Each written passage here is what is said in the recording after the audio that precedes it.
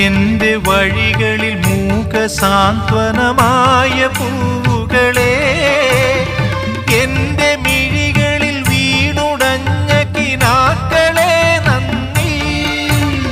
മധുരമാം പാധേയമായി തേൻ കനികൾ തന്ന തരുക്കളെ, തളരുമീയുടൽ താങ്ങി നിർത്തിയ പരമമാം കാരുണ്യമേ നന്ദി,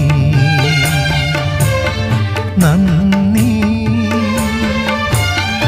എന്നോടൊത്തുണരുന്ന പുലരികളെ,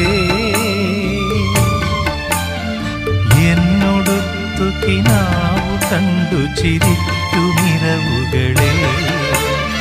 യാത്ര തുടരുന്നു